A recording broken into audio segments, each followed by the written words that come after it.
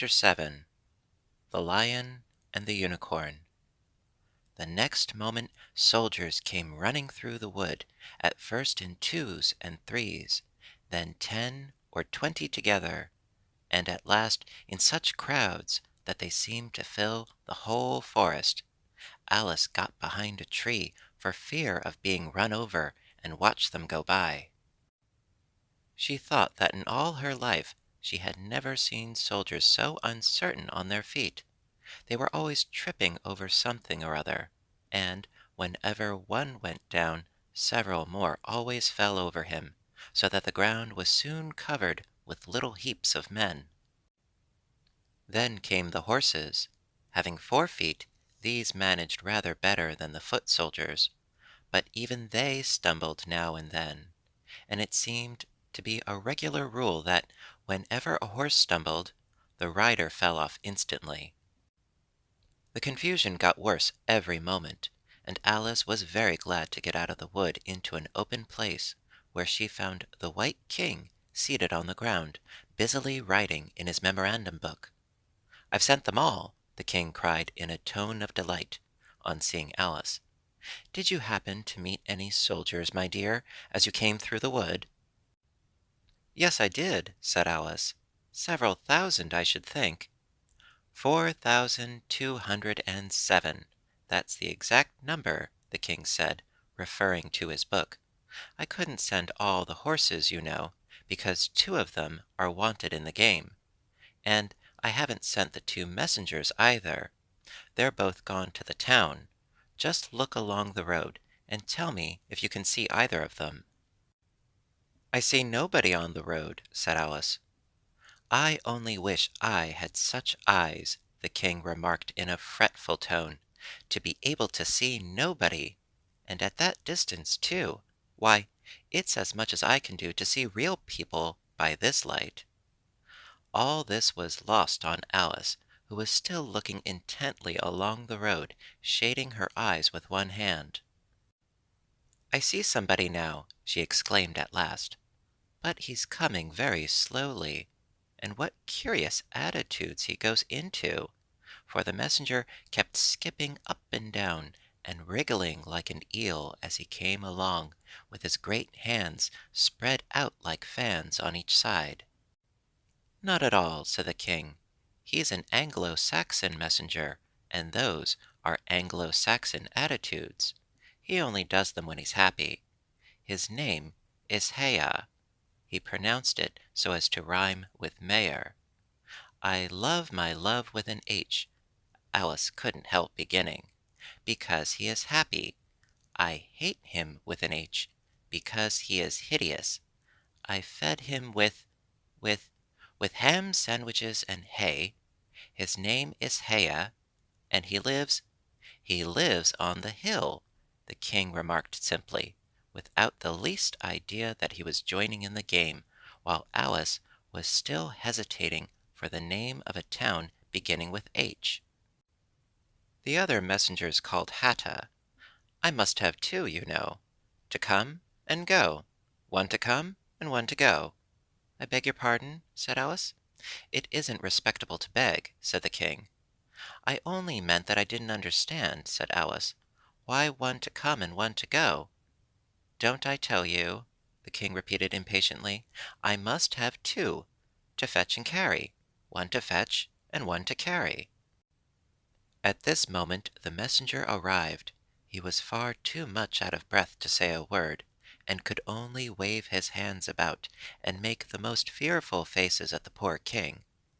"This young lady loves you with an H," the king said, introducing Alice in the hope of turning off the messenger's attention from himself, but it was of no use. The Anglo-Saxon attitudes only got more extraordinary every moment, while the great eyes rolled wildly from side to side. "You alarm me," said the king. "I feel faint. Give me a ham sandwich." On which the messenger, to Alice's great amusement, opened a bag that hung round his neck, and handed a sandwich to the king, who devoured it greedily. "Another sandwich," said the king. "There's nothing but hay left now," the messenger said, peeping into the bag. Hay then, the king murmured in a faint whisper. Alice was glad to see that it revived him a good deal. There's nothing like eating hay when you're faint, he remarked to her, as he munched away. I should think throwing cold water over you would be better, Alice suggested, or some sal volatile. I didn't say there was nothing better, the king replied. I said there was nothing like it, which Alice did not venture to deny. Who did you pass on the road? The king went on, holding out his hand to the messenger for some hay. Nobody, said the messenger. Quite right, said the king. This young lady saw him too, so of course nobody walks slower than you. I do my best, the messenger said in a sullen tone. I'm sure nobody walks much faster than I do. He can't do that, said the king, or else he'd have been here first.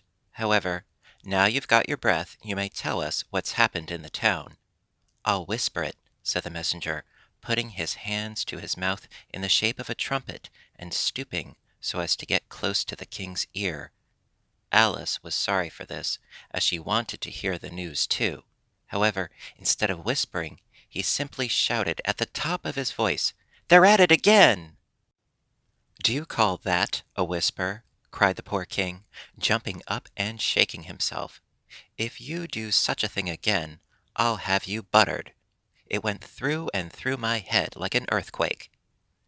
It would have to be a very tiny earthquake, thought Alice. Who are at it again? She ventured to ask. Why, the lion and the unicorn, of course, said the king. Fighting for the crown?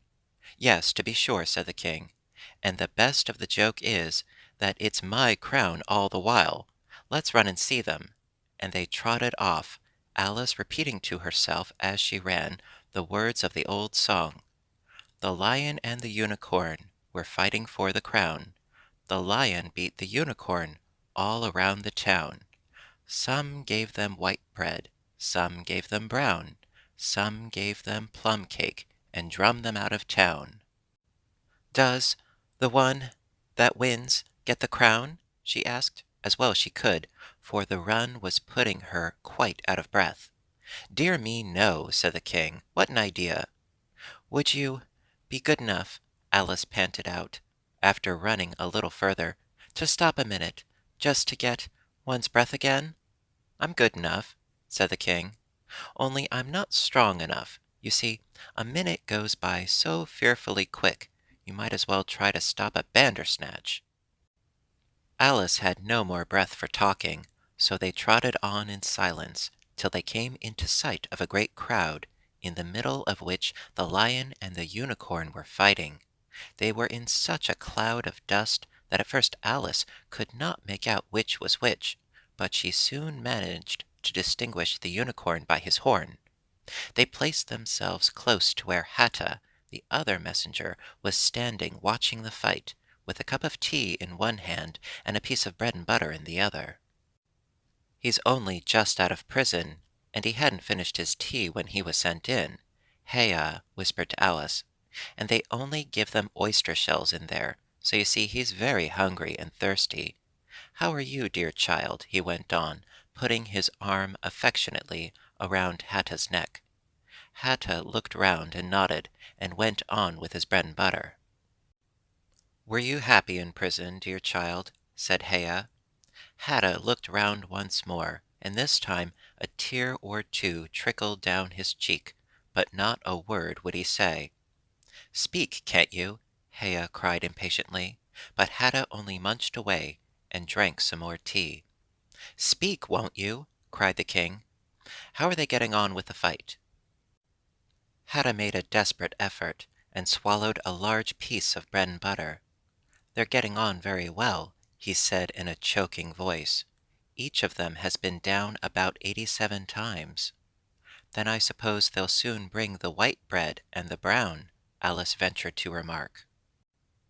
It's waiting for 'em now, said Hatta. This is a bit of it as I'm eating. There was a pause in the fight just then, and the lion and the unicorn sat down, panting, while the king called out, 10 minutes allowed for refreshments. Hea and Hatta set to work at once, carrying round trays of white and brown bread. Alice took a piece to taste, but it was very dry. "I don't think they'll fight any more today," the king said to Hatta. "Go and order the drums to begin." And Hatta went bounding away like a grasshopper. For a minute or two Alice stood silent, watching him. Suddenly she brightened up. "Look, look!" she cried, pointing eagerly. "There's the White Queen running across the country. She came flying out of the wood over yonder. How fast those queens can run!" "There's some enemy after her, no doubt," the king said, without even looking round. "That wood's full of them." "But aren't you going to run and help her?" Alice asked, very much surprised at his taking it so quietly. "No use, no use," said the king. "She runs so fearfully quick, you might as well try to catch a bandersnatch. But I'll make a memorandum about her, if you like. She's a dear good creature," he repeated softly to himself, as he opened his memorandum book. "Do you spell creature with a double E?" At this moment the unicorn sauntered by them with his hands in his pockets. "I had the best of it this time?" he said to the king, just glancing at him as he passed. A little," the king replied, rather nervously. "You shouldn't have run him through with your horn, you know." "It didn't hurt him," the unicorn said carelessly, and he was going on when his eye happened to fall upon Alice. He turned round instantly and stood for some time looking at her with an air of the deepest disgust. "What is this?" he said at last. "This is a child," Hea replied eagerly, coming in front of Alice to introduce her, and spreading out both his hands towards her in an Anglo-Saxon attitude. "We only found it today. It's as large as life and twice as natural." "I always thought they were fabulous monsters," said the unicorn. "Is it alive?" "It can talk," said Hea solemnly. The unicorn looked dreamily at Alice and said, "Talk, child." Alice could not help her lips curling up into a smile as she began. "Do you know, I always thought unicorns were fabulous monsters too. I never saw one alive before." "Well, now that we have seen each other," said the unicorn, "if you believe in me, I'll believe in you. Is that a bargain?" "Yes, if you like," said Alice.